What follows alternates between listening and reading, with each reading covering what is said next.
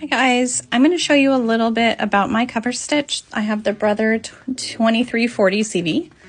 This is what it looks like, and I did just a little demo video to show you how I do mine. Okay, so I keep seeing a lot of people asking questions about how to hem on a cover stitch, and like kind of how to use it.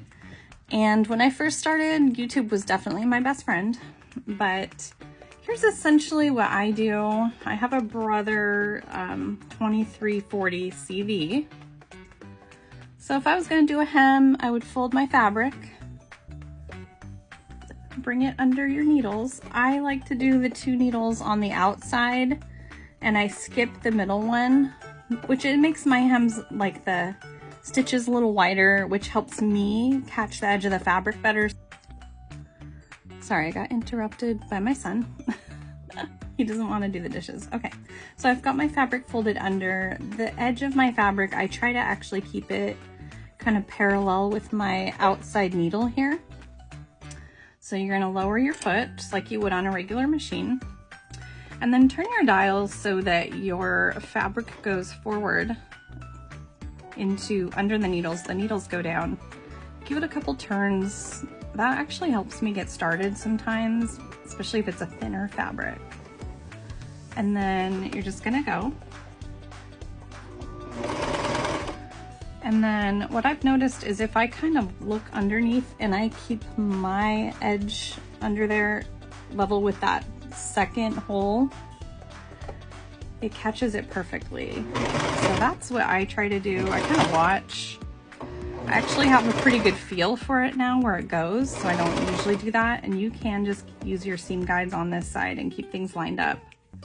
That works fine too.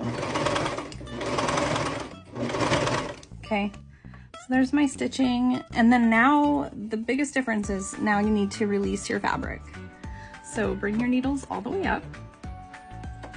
Bring your presser foot up. And then you need something skinny to get under there.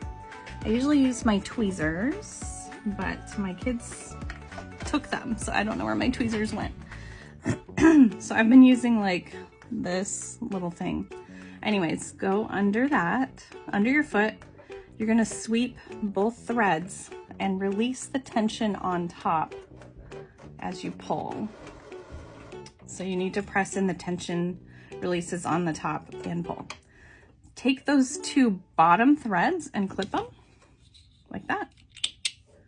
And then you're holding the top, pull it backwards, then hit the little button on top for your looper tension and just pull your fabric straight back. That releases it. And that is it. So it kind of makes it like knot a little bit so it doesn't come undone, as you can see. And that's what my serging looks, or my cover stitch looks like on the back and the front. It just takes a little practice, but not much. Once you get going, you will love it.